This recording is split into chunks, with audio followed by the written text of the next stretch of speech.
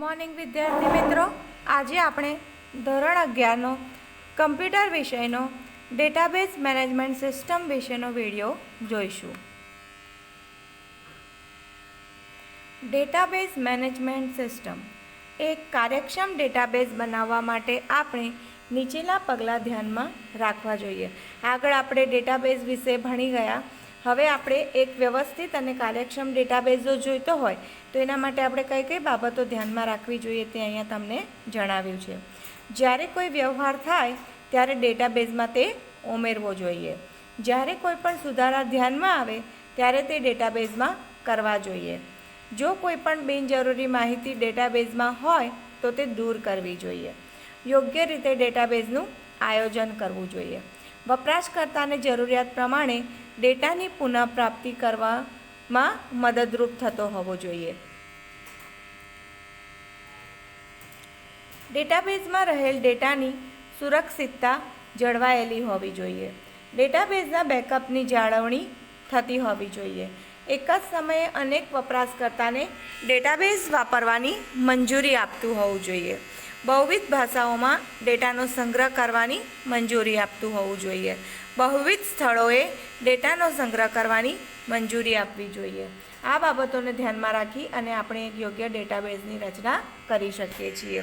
ડેટાબેઝમાં સંબંધિત નિયંત્રિત બધી ક્રિયાઓને ડેટાબેઝ મેનેજમેન્ટ તરીકે ઓળખાય છે અને તેના માટે જરૂરી સોફ્ટવેરને database management system software DBMS તરીકે ઓળખાય છે. જ્યારે આપણે કોઈ ડેટાબેઝ બનાવવા માંગીએ છીએ તો એના માટે આપણને એક સોફ્ટવેરની જરૂર પડે છે. તો એ જે સોફ્ટવેર છે તેને આપણે DBMS સોફ્ટવેર તરીકે ઓળખીએ છીએ. DBMS એ એક એવું સોફ્ટવેર છે જે ડેટાને વ્યવહારુ અને વધારે ઉપયોગી બનાવે છે. Oracle, Impress, DB2, SQL server, MySQL, MS access, base વગેરે બજારમાં ઉપલબ્ધ DBMS સોફ્ટવેરના નામ છે. અહીંયા તમને જુદા જુદા DBMS સોફ્ટવેરના નામ આપ્યા છે જે બજારમાં હાલ ઉપલબ્ધ છે. જેમાંથી અહીં આપણે બેઝ વિશે ચર્ચા કરીશું, જે ઓપન ઓફિસ સ્યુટનો એક ભાગ ઓપન સોર્સ ડેટાબેઝ છે. આપણે જેવી રીતે માઇક્રોસોફ્ટ ઓફિસ વિશે પરિચિત છીએ એવી રીતે અહીંયા તમને ઓપન ઓફિસ આપેલી છે. તો આપણે જે બેઝ સોફ્ટવેર વિશે ભણવાનું છે તે ઓપન ઓફિસ સ્યુટનો એક ભાગ એ ઓપન સોર્સ ડેટાબેઝ પ્રોગ્રામ છે અને તે રિલેશનલ ડેટા મોડેલ પર આધારિત છે. બેઝનો પરિચય. બેઝ એ રિલેશનલ ડેટાબેઝ મેનેજમેન્ટ સિસ્ટમ છે. બેઝ એ relational database management system RDBMS તરીકે ઓળખાય છે. તેમાં માહિતીને ટેબલ સ્વરૂપે સંગ્રહ કરવામાં આવે છે. કોઈ પણ ડેટા મોડેલ હોય તેમાં માહિતીને સંગ્રહ કરવાની જુદી જુદી પદ્ધતિઓ હોય છે. એવી જ રીતે અહીંયા રિલેશનલ મોડેલની અંદર માહિતીને ટેબલ એટલે કે હાર અને સ્તંભના સ્વરૂપે સંગ્રહ કરવામાં આવે છે. ડૉક્ટર EF કોડ દ્વારા ડિઝાઇન કરેલું રિલેશનલ મોડેલ ગણિતનો સેટ થિયરી ઉપર આધારિત છે. તેને ડૉક્ટર EF કોડ દ્વારા ડિઝાઇન કરવામાં આવ્યું છે.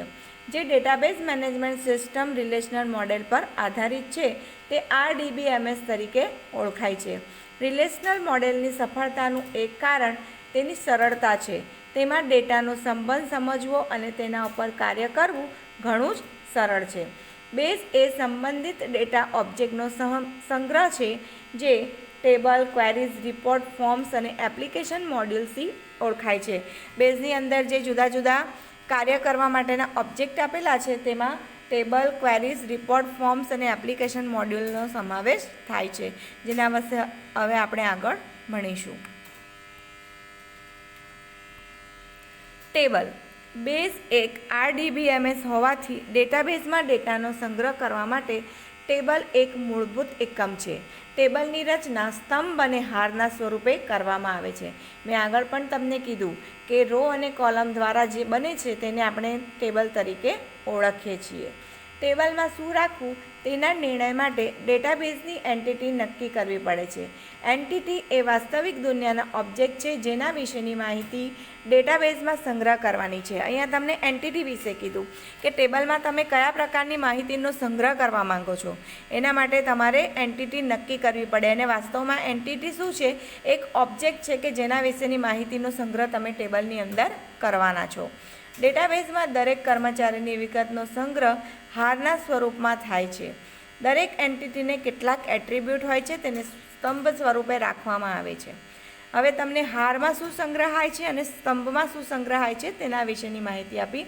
એ કર્મચારીને લગતી વિગતો જેમ કે એનું નેમ છે, એડ્રેસ છે, બર્થ ડેટ છે, જોઈનિંગ નેમ છે, જોઈનિંગ ડેટ છે, કોન્ટેક્ટ નંબર છે, આવી બધી જે માહિતી હશે તો એને હારમાં સંગ્રહ કરવામાં આવશે, જેને આપણે રેકોર્ડ તરીકે ઓળખીશું. અને એન્ટિટીના એટ્રીબ્યુટ જેને આપણે સ્તંભ સ્વરૂપે સંગ્રહ કરીએ છીએ. જેમ કે નેમ નામનું ફિલ્ડ હશે તો એ માહિતીનો પ્રકાર એક જ હશે નેમ, પણ એમાં સંગ્રહાયેલા નામ કેવા હશે? જુદા જુદા હશે, તો તેને આપણે ફિલ્ડ તરીકે ઓળખીશું. ફોર્મ એ એક ઓબ્જેક્ટ છે જે ટેબલમાં ડેટા દાખલ કરવાની અને ડેટામાં સુધારા વધારા અથવા કાઢી નાખવાની સવલત આપે છે. ટેબલને તમે ડેટાશીટ વ્યૂની અંદર ઓપન કરીને પણ એમાં માહિતી દાખલ કરીને સુધારા વધારા કરી શકો છો. અને બીજો ટેબલમાં માહિતી દાખલ કરવા માટેનો એક રસ્તો ફોર્મ છે કે ફોર્મની અંદર પણ તમે જે તે ટેબલનું ફોર્મ ક્રિએટ કરી અને એમાં ડેટા ઉમેરી શકો છો, એમાં સુધારા વધારા કરી શકો છો અને ડેટાને દૂર પણ કરી શકો છો. એના માટે નીચે તમને નેવિગેશન બારમાં જુદા જુદા બટન્સ આપેલા છે, જેનો ઉપયોગ કરીને તમે આ કાર્ય કરી શકો છો. તેમાં ફોર્મેટ, સ્ટાઇલ અને રેડિયો બટન વગેરેનો સમાવેશ થાય છે, જે ડેટા સાથે ટેબલની સરળતાથી અને વ્યવસ્થિત રીતે રચના કરવાની સગવડ પૂરી પાડે છે. ક્વેરીઝ. કોઈ ડેટાબેઝ પર્યાવરણમાં પૂછવામાં આવેલ પ્રશ્ન ક્વેરી તરીકે ઓળખાય છે. ક્વેરી એ ડેટાબેઝના વિવિધ ટેબલમાંથી કેટલાક ડેટા પ્રદર્શિત કરે છે. હવે બીજું તમને આવ્યું ક્વેરીઝ. ક્વેરી એટલે સાદી ભાષામાં કહીએ તો પ્રશ્ન પૂછવો, કે આપણે એક ડેટાબેઝ બનાવ્યો છે જેની અંદર વિદ્યાર્થીઓના રોલ નંબર, નામ અને 7 વિષયના માર્ક્સ છે, જેમાંથી મારે વિદ્યાર્થીઓના રોલ નંબર, નામ અને માત્ર કમ્પ્યુટર વિષયના માર્ક જોવા છે. તો એ હું ક્વેરીની મદદથી કરી શકીશ. ક્વેરીઝની મદદથી જ્યારે આપણે માહિતીને સ્ક્રીન ઉપર પ્રદર્શિત કરાવીએ છીએ ત્યારે આપણે જે પ્રશ્ન પૂછ્યો હશે તેના આધારે માહિતી સ્ક્રીન ઉપર પ્રદર્શિત થાય છે. પણ એનો અર્થ એ નથી કે બાકીની માહિતી ટેબલમાંથી જતી રહે છે. માહિતી તો અકબંધ જ રહે છે, પણ એટલા સમય પૂરતી એ સ્ક્રીન ઉપર પ્રદર્શિત થતી નથી. રિપોર્ટ્સ. બેઝ અસરકારક વ્યવસાયિક રિપોર્ટ તૈયાર કરવાની સવલત ધરાવે છે. વપરાશકર્તાની જરૂરિયાત મુજબ એક સંગ્રહિત અને વાંચનીય સ્વરૂપમાં કરેલી ઇન્ફોર્મેશનની રજૂઆત રિપોર્ટ તરીકે ઓળખાય છે. બેઝમાં અનેક વિવિધ જટિલ રિપોર્ટ તૈયાર કરી શકાય છે, જેનો સંગ્રહ સંસ્થાઓને નિર્ણય લેવામાં મદદ કરી શકે છે. કોઈ પણ સંસ્થા હશે એ દર 3 મહિને અથવા તો દર મહિને પોતાનો રિપોર્ટ તૈયાર કરતી હશે કે એ મહિના દરમિયાન એને નફો થયો કે નુકસાન થયું, અથવા તો એ 3 મહિના દરમિયાન એને કેટલો બિઝનેસ થયો. તો રિપોર્ટ એ એક એવી વસ્તુ છે જે વપરાશકર્તાને જરૂરિયાત મુજબ એક સંગ્રહિત અને વાંચનીય સ્વરૂપમાં કરેલી ઇન્ફોર્મેશનની રજૂઆત દર્શાવવામાં મદદરૂપ થાય છે. તો આ રીતે આપણે બેઝની અંદર જો રિપોર્ટ્સની રચના કરવી હોય તો પણ આપણે કરી શકીએ છીએ.